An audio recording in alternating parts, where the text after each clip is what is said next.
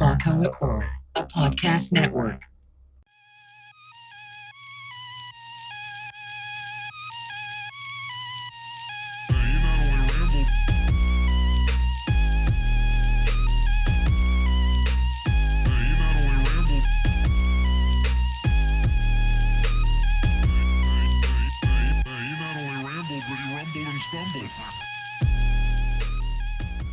Yo, what is up, everybody? Thank you for checking out the Pat at Hub podcast. I am your host, Patrick Christopher. Thank you for supporting. Thank you for watching. Thank you for coming back. I appreciate it. I'll go ahead and kick it off with some show dates. We're in June now. So June 4th is Saturday night comedy at the Blind Tiger Comedy Club. That's going to be at 9 p.m. June 9th. Not quite sure where this is at. It's downtown comedy, downtown San Antonio. I guess it's a secret show because I haven't got the location. I haven't got the show name or anything like that. But it's June 9th, 7:30 downtown. So just be downtown. Be downtown on the 9th around 7:30. And there's a good chance you might catch a comedy show. June 9th, 7:30, downtown San Antonio. June 17th, sure thing, at the Fallout Theater in Austin, Texas. That's at 9:30. June 23rd, Slacking Off Showcase. That's 8 p.m. at Slackers Brewing Co. In Austin. And then June 24th, Fantastic Damage, 8 p.m. at the Blind Tiger Comedy Club. 8 p.m. Friday, June 24th. Fantastic Damage, 8 p.m. It's at 8 p.m. It's at 8 p.m. June 25th, let's talk about it. 7 p.m. at Casa Moreno's in Austin, Texas. And that's all the dates for right now, man. Pat out of hell, what it is, it's complaints and observations. And this week, I have a lot of C's. I have very little O's.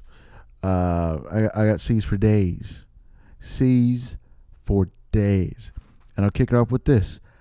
Nothing makes me hate the world more than a missing FedEx package.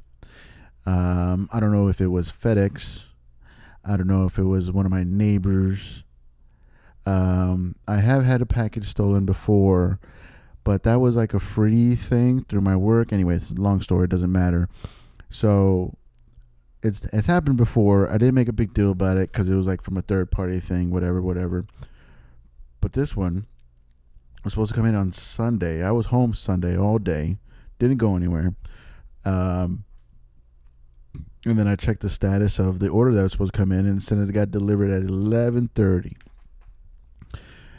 But there's no box. It said it got left at my doorstep. Nothing. Now again, I know there's some sketchy FedEx workers. They don't care about their jobs. They steal packages. I know it's a thing. I know I'm not the first. I'm not going to be the last. It just sucks when it happens to you, dude. Like, and I already made the report. I made it with FedEx. They're like, we're looking into it. Yeah, sure. I'll hold my breath on that one. I need to call the company though, man, because like, if I didn't get my shit, like, what am I paying for? And it sucks that it's an expensive amount. Like, why wouldn't they insure the package? You know, it's a lot of money that they're shipping out. It's a lot of money that I spent to have these items shipped out to me. And of course it would go missing. Why wouldn't it? You know, when I order like, you know, $10 stuff from Amazon's good. Amazon, they'll take a picture of where they left it. They're like, hey man, I dropped it off. It's on you now. You know, FedEx doesn't do that. They're just like, oh, we left it at the front door. I've seen some people have their packages left outside, you know, outside the leasing office, and they just, I've seen FedEx people do it. I've seen DoorDash do it. You know, obviously I live in apartments. We're in numbered apartments, but people just like, they'll drop off food outside at the doorstep, outside of the building, and they'll say, delivered. My job here is done. And they get credit for that. They get the tip, because you got a tip beforehand. It's not like Uber where you get the tip after the fact. You know, was he a good driver? Did he stink? Did they talk too much? Was their car dirty? Did they take me to the wrong place? Did they get lost? Did they take them too long of a route? Ugh.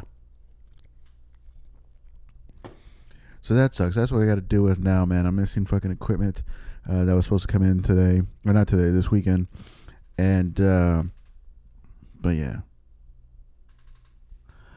Came off a good weekend, man. We had the second Fantastic Damage on Friday. It was a good show, man. Good show. We did start late. People have a hard time making it to an 8 p.m. show at the Blind Tiger. I don't understand. I mean, I don't understand. We can't move it, though. 8 p.m. is the time, you know. So I think we might have to, like, start late, cut it short, make it a little bit more tighter so we don't run into the other shows. But either way, man, it was a good show, good turnout. We didn't sell it out. There was seats. You could have gone. You could have been there. But it was a good time, man. Good time. I was happy with it. And then I got the next one coming out June 24th. I got to put the flyer out for that one. Pretty stoked about that one. I'm stoked about all of them, to be honest, man. I got June, July, and August booked. And I'm pretty stoked about them. It's going to be fun. I'm stoked to bring these people down to the Tiger, do the storytelling shows. I'm stoked on the show. It's fun. It's a fun idea. I'm having fun with it. And, yeah, hopefully it catches on. Hopefully more people come out. And, but it's a new thing. You know how new things start. They start off very slow. And then people get the idea and, they hop on board, man. And they support it. So, Fantastic Damage, June 24th, 8 p.m. at the Blind Tiger Comedy Club. I had a good weekend, man. I rode out with Jeremy Brown to Cristoval's. I feel like I'm saying that wrong. Cristoval's Winery. And that was a good time, man. It's fun doing car rides, long car rides, long conversation. It's a lot of fun, dude. You find out a lot about the people that you know.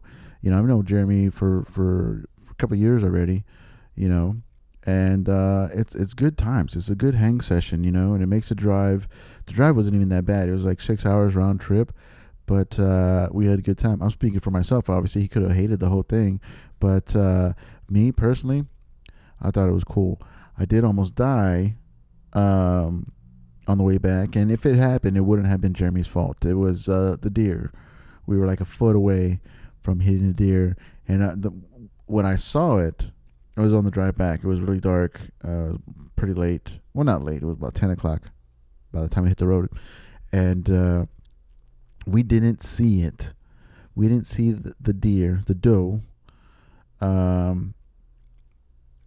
till right when we passed it up, and it could have been no more than 2 feet away from the car. And of course, it was on the passenger side. The butt end of the deer was on the passenger side, and I imagined that thing just going through the windshield, smashing me in the face. Gone. It's pretty intense. I mean, obviously, I'm being more dramatic. It probably wasn't even that close. It felt that close.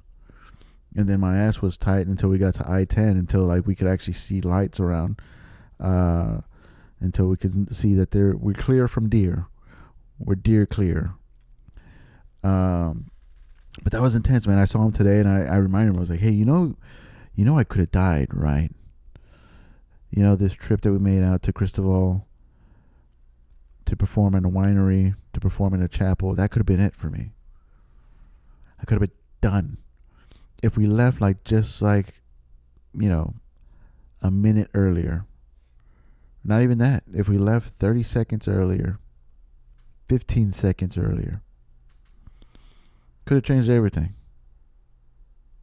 But it didn't. I'm here, which is cool. I would have hated that. I would have hated to see it, hear it, to be a part of it. You see it on TV all the time. You see roadkill get smashed and crash through the windshield and all that stuff. And I remember when we were on tour, when I was in a band and we were touring in the van with all the heavy equipment and all that stuff. and we had to drive at night. They said, look, whatever you do, don't brake hard uh, for anything in the road. You just got to hit it. You got to hit it. And hopefully the speed and our weight and whatever just knocks it out of our way, causing as little damage as possible. But any sudden breaks to something like that, and then the impact, how heavy we were riding, we had speakers and drums and monitors and just tons of equipment, man, heavy equipment. Man, I couldn't even imagine. That was always a scary thing, man. I like road trips. I just don't like driving at night because I'm my sight's not that good. And I know people say that all the time, but I mean it. My eyes are bad. My eyes are bad. And yeah, dude. But still a fun time, man. We had a good show. I put up a clip of me being disrespected, being completely disrespected by a table of females. And believe me, like, before you get all upset, before you get all, yeah, I'm a feminist, all women scare me. So I hate to do that to them, But apparently the comic that went on before me kind of made them feel a certain way about whatever he was joking with them or joking at them, or I don't know. I wasn't there. I mean, I was there, but I was in the back. I couldn't really hear what was going on. But they were just completely turned off by the show, completely turned off. And then when they bring me out, I go into my stuff, and they're talking. There's like a table of 6 of them, mid-20s, if that. I don't know them. I didn't meet them, but they look privileged. They look like they disrespect people on the regular. Do with that information what you will. I don't have any proof. This is just theories. This is just going off of what I thought I saw. And so I get up there and I'm trying to do my thing. And they're in the front. They're in the front table. There's 3 rows of tables, and they're in the front. And it's very distracting because all the lights are on. It's not like we were had theater lights. And I'm just like, what's that noise in the darkness back there? No, I could see them clearly, and I could hear them, and they're just talking nonstop, dude. So I was like, hey, what's going on here? Do y'all realize y'all at a show? Do you realize that you paid to be here, right? I think. The flyer said, people had to pay to be there. So, they was like, what's going on? And like, oh, we're planning to leave. I was like, what? And then one girl's, we're deucing. Shut the fuck up, dude. Like, stop trying to be cool. You're rich, whatever race. I'm not going to assume. We're deucing. I was like, oh, you're what? You're taking a shit? Oh, you're deucing. Okay. Can you do that now? She's like, oh, in a minute. I was like, okay, cool. Well, then stop talking because we're trying to do a show here. And of course, you get the eye rolls, and everybody else around was clapping. They're like, yeah, fuck that bitch. And actually, fuck those bitches. There was a group of them, They got to pay respect to all of them. But they were acting like little bitches. And so I was like, cool, that's settled. I try to go back into my stuff, and they're making faces, and they're talking. And finally, they get up, like 30 seconds later, they get up. Because she did say, give us a minute, or in a minute. And so she was, by principle, she was going to, use up that whole minute. She did say a minute, and she meant it. And so they finally get up, and they start making their way, and they pick up their bottle. They still had bottles, so it's not like they were ready to go. They still had wine on their table. They still had cups full.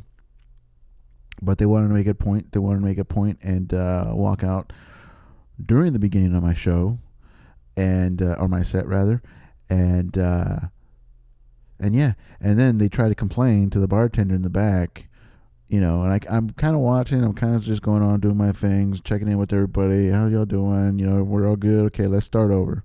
Let's just start over. And I see them like huffing and puffing in the back and whatever.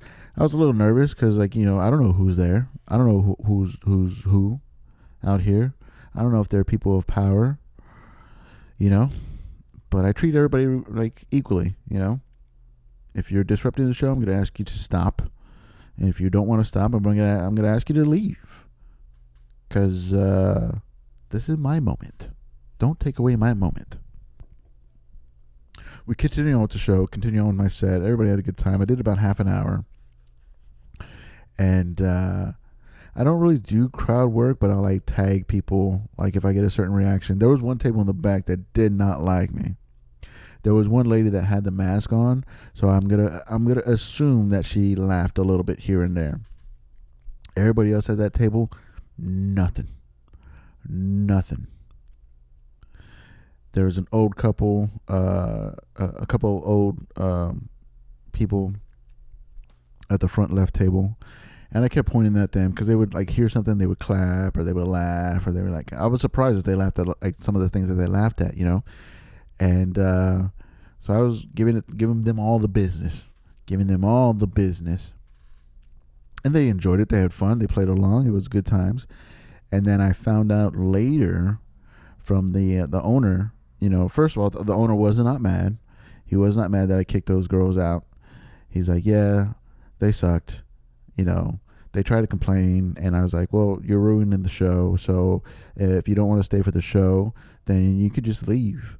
I don't know if they gave them a refund or anything like that, but it was nice that they had our side of that matter, because I understand it's a business and they don't want to lose money. If they lose people in the seats, they lose wine drinkers, and that's bad for business. But they were cool, man. They liked the show. They were impressed, which is nice. It's always weird when they like go like, man, y'all really did good. Like, well, what were you expecting? Were you expecting like a really bad show? Like, I just didn't. I was confused. Why were they were so surprised? I did okay. Jeremy did fucking amazing. He was on like a streak, because he was doing shows, back to back to back. And he did an hour, I believe, and good, man. He never lost the crowd. They were with him the whole time. It was a very impressive to watch. He's a good dude, so I'm glad when good things happen to him. So yeah, man. And then one of the I guess one of the sons of the owner, or somebody that knew the owner, got a little bit too much, and I had my camera set up, on the side wall, just so I could capture it, and I just let it run, just because I didn't want to make a scene to go turn it off and pack everything up while everybody's doing their thing. So I just let it run, and it made it all the way to the last 2 minutes of the show. And he stumbled to the restroom. He bumped it, and you see it. I saw it. I watched it fall ever so slowly. And here, quack. I was like, well, there goes my camera, And it's just an old cell phone that I'm using, the camera on that. And fortunately, nothing happened. And, it didn't break. It just shut off. But that was a lot of fun, dude. That was a lot of fun. That was a good show. It was a long drive. I don't like to drive at night. I will if I have to, but maybe next time if we head out to San Angelo, we might do San Angelo in July. Maybe we'll stay. Maybe we'll pitch in on a hotel, get a cheap room or something. And just so we don't have to like rush with it, Maybe we could drive out early, check in, get something to eat, chill, and go to the show, and then party it up. Or in San Angelo. Do people party in San Angelo? They party in Cristobal's. I'll tell you that much. They were wild. Oh, so anyway, did I mention? So yeah, the old couple. Turns out that that they were the judge of something. And I was like, oh man, I told him that he was looking at me. Anyway, it doesn't matter. They had fun with it, you know. I accused his wife of doing illegal things, and she just laughed. It was fun. They were having fun with it. But then yeah, somebody told me, oh yeah, that's the judge and his wife and their friends. I was like, oh shit. I'm glad they laughed. You know. What's another C that I got? I got a follow-up doctor's appointment tomorrow. Man, I've been going to the doctor like crazy, dude. I just feel like they keep giving me bad news and wanting me to go back and follow up with them on stuff. You know, I'm diabetic. They had me on some like blood pressure medicine. I get it. I gotta lose weight. You're not the first to tell me this. But anyway, so I'm very particular. When it comes to doctors. That's one of the reasons why I don't go too often, because I haven't had a primary care doctor in decades. So I came to terms with the fact that I need to, watch out for this stuff. Got a primary care doctor, and she has since canceled on me twice. And then this last time, she didn't even tell me that I wasn't seeing her, that I was seeing her a nurse practitioner. And so I got tense, and I was like a little upset, because I just found out. I was like, well, where's my doctor? Oh, she couldn't make it in today. Okay, how come nobody told me? How come we didn't reschedule? Oh, it's fine. You can see, we have somebody here that you could see. I was like, I didn't come here to see anybody. I came here to see my doctor. Because there's a certain level of comfortability that I need to be with a person when it comes to my health, and when it comes to certain things that doctors need to do to their patients. I'm crazy like that. All right, I need some type of comfortability, familiarity, some other words that I probably can't pronounce properly right now. So anyway, this new doctor or nurse practitioner or whatever, she comes in, and she's going over the charts, and she's contradicting everything that my doctor's been saying. She says, "Oh, with numbers like this, you're borderline diabetic, you're pre-diabetic," and I was like, "Well, my doctor has me on diabetic medicine or some type of hormone because of my numbers, because of diabetes," and she's like, "Oh yeah, you have type 2 diabetes." I was like, "Well, you just said borderline, pre-diabetic. What are we doing here?" She's like, no. She's right. You're diabetic. So I just explained to her. I was like, look, I'm very uncomfortable right now. I came here to go over my blood results, my lab results with my doctor. I had to have her redo some labs because she didn't run all the tests that I would have wanted her to run. She's really not looking good. This doctor of mine is not really doing good in my eyes. The nurse practitioner, however, we got along, And then she's like, "Well, if you're diabetic, let's have a look at your feet. Let's get those socks and shoes off." Which is always weird how people say take your socks and shoes off. Shouldn't it be take your shoes and socks off? But anyway, that's neither here nor there. So I was like, whoa, excuse me? She's like, yeah. You gotta check out your feet. See if you got any diabetic issues. And I was like, eek, I hope I don't. And, but that is more than my primary care doctor has done. I've had 5 visits with my primary care doctor. She has yet to ask me to address for her, which sure I'm fine with that, but at the same time I'm like, come on, dude, like, are we doing this or not? Well, at least with the nurse practitioner, she's like, shirt off, shoes off, socks off, let's go. And I think she was like kind of like pushing back, like because I was like expressing how uncomfortable I was, and she's like, "Cool, I'm here to do my job.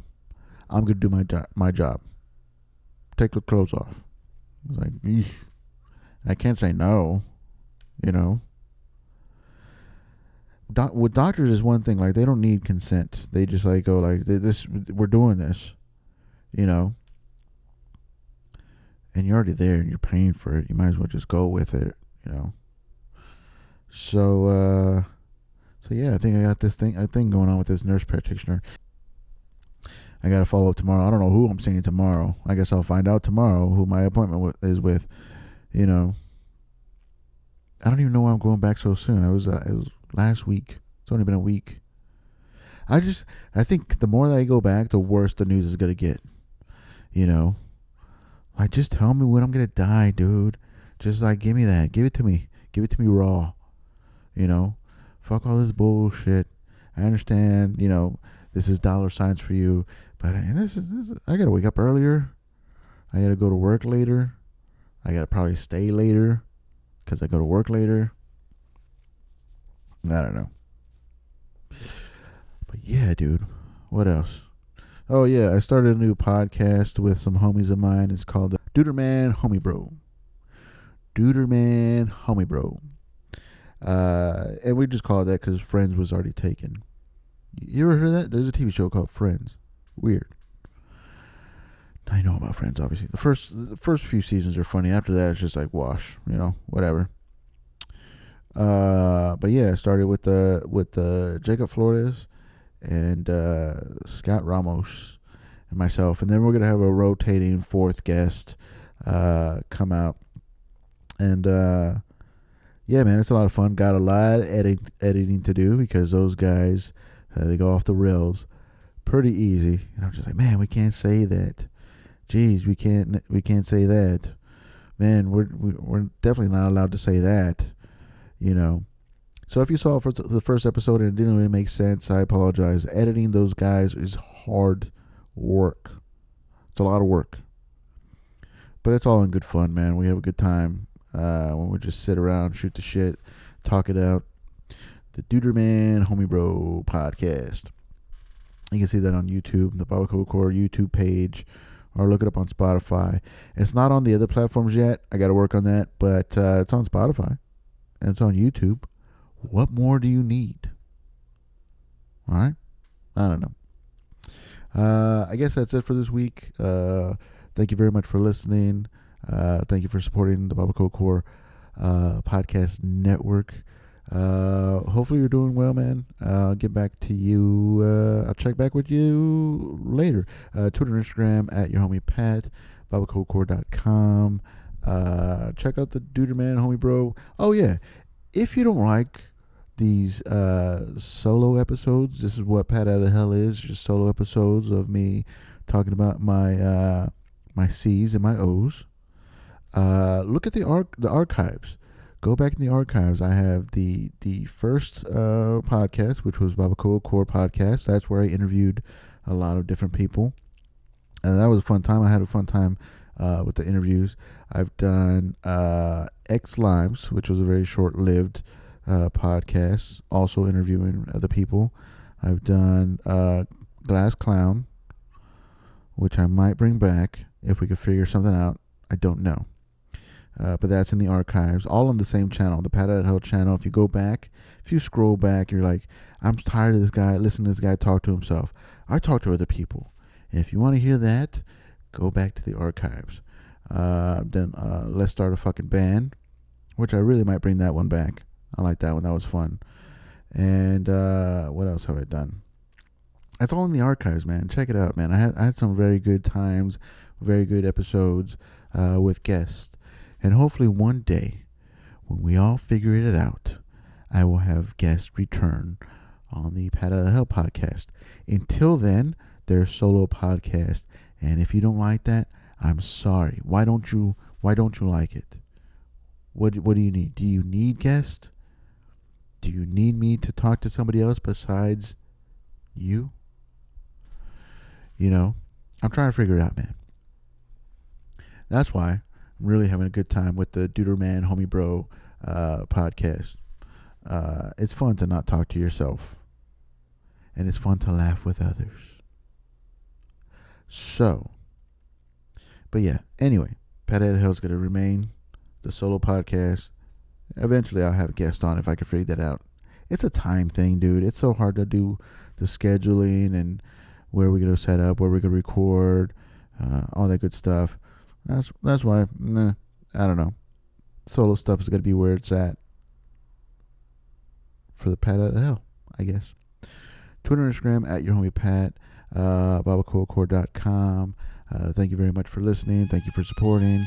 Hopefully you're doing well, and I'll check back with you later. Peace.